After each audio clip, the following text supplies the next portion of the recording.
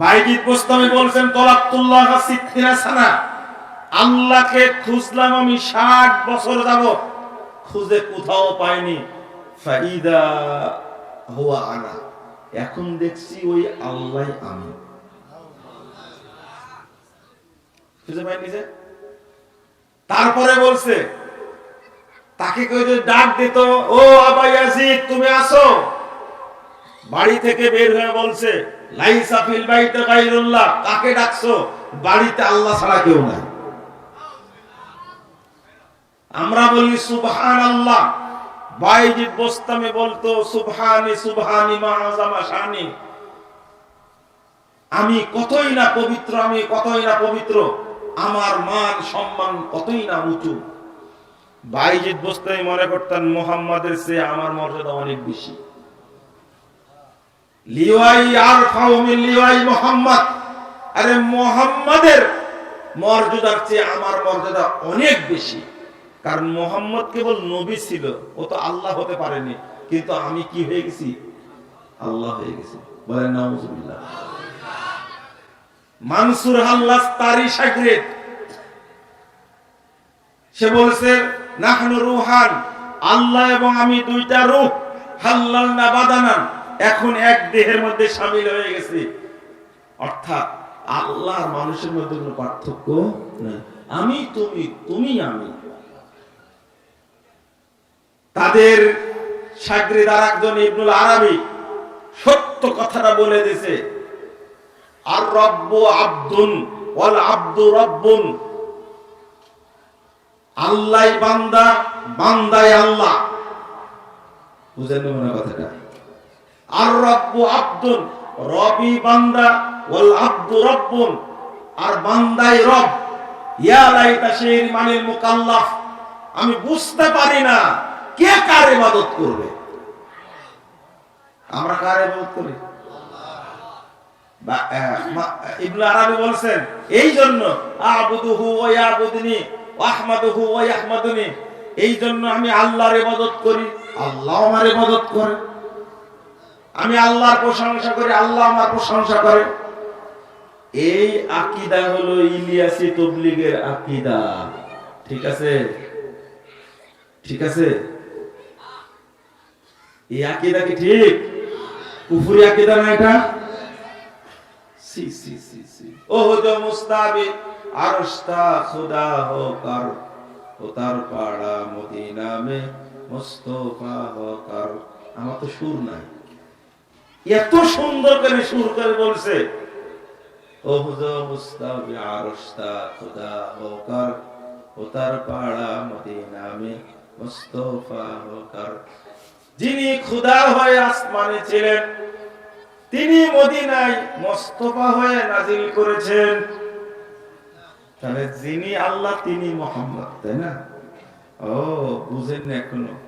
যখন বলে আশহাদু আন্না মুহাম্মাদার রাসূলুল্লাহ, তখন বুড়ো আঙ্গুলে চুমু খেয়ে চোখ মুছে, তাই না? অথচ তার আগেই বলেছে আশহাদু আল্লা ইলাহা ইল্লাল্লাহ, আল্লাহর নাম শুনে কিন্তু চোখ মুছেনি। খেয়াল করেছেন কেন? বলেন তো, কে বলতে পারে? আল্লাহর নাম আগে শুনলো কিন্তু চুমু দিয়ে চোখ মুছেনি, নবীর নাম শোনার মাত্রই চুমু দিয়ে। আরশের মেহমান তুমি, একটা গান আছে না? আরশের মেহমান তুমি। কে আরশের মেহমান? কে? মুহাম্মদুর রাসূলুল্লাহ সাল্লাল্লাহু আলাইহি ওয়াসাল্লাম। আরশের মেহমান নবী মুহাম্মদ সাল্লাল্লাহু আলাইহি ওয়াসাল্লাম। কথাটা ঠিক বললো? কেন বলছে? হজ করতে যায় মক্কায়, টান থাকে মদিনায়। কারণটা কি? কারণ এখনো জাতি বুঝেনি। কারণটা হলো আল্লাহর ধন নবীকে দিয়ে আল্লাহ গেছেন গায়েব হইয়া। তাহলে আল্লাহ বলতে আর কিছু নাই। বুঝেছেন কথা? আল্লাহর রহমত, আল্লাহর দয়া, আল্লাহর ভান্ডার কাকে দিয়েছেন? নবীকে। নবীর ধন খাজা পাইয়া শুয়ে আছেন আজমিরে, কেউ ফিরে না খালি হাতে খাজারে তোর দরবারে।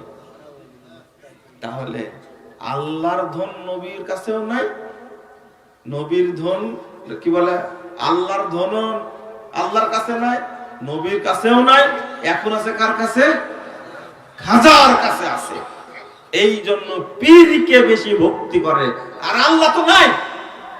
এই জন্য নবীকে দেখা যায়, এই জন্য চোখ মুছে নবীর নাম নিয়ে আল্লাহর নাম। আল্লাহ তো নাই, কি হয়ে গেছে? নিশ্চিন্ন হয়ে গেছে, আল্লাহ বলতে কিছু নাই, গায়েব হয়ে গেছে। বুঝছেন কথা? বুঝবেন কি করে?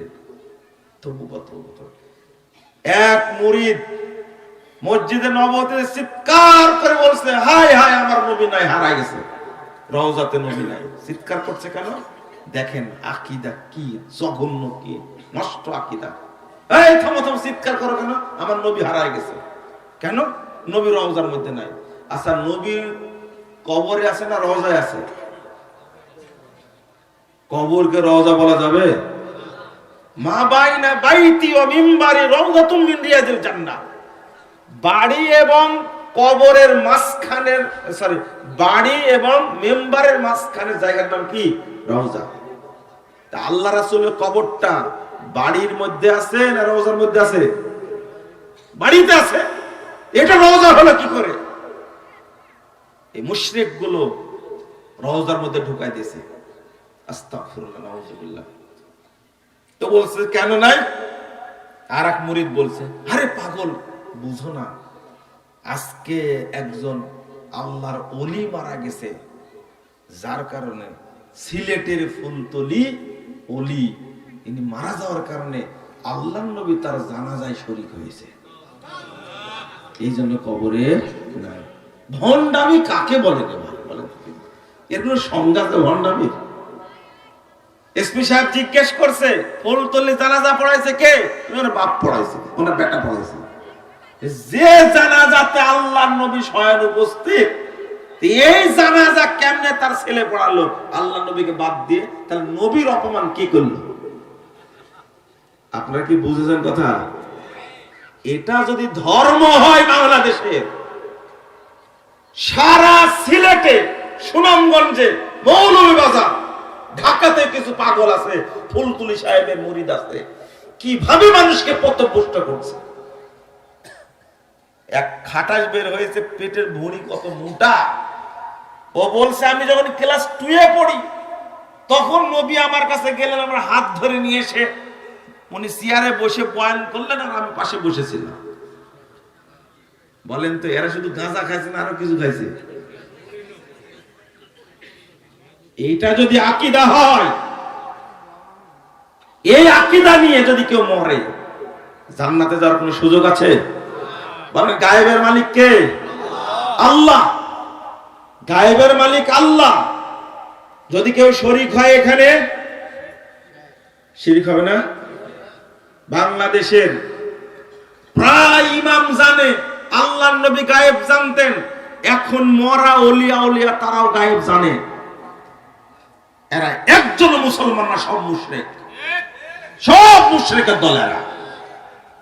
যারা মাজার পূজা করে তারা মুশরিক, যারা পীরের মুরিদ তারা মুশরিক, যারা কবর পূজা করে, খানকা পূজা করে তারা মুশরিক। এক বাক্যে মুশরিক, তারা মুসলিম না। এটা শিরক আকবার।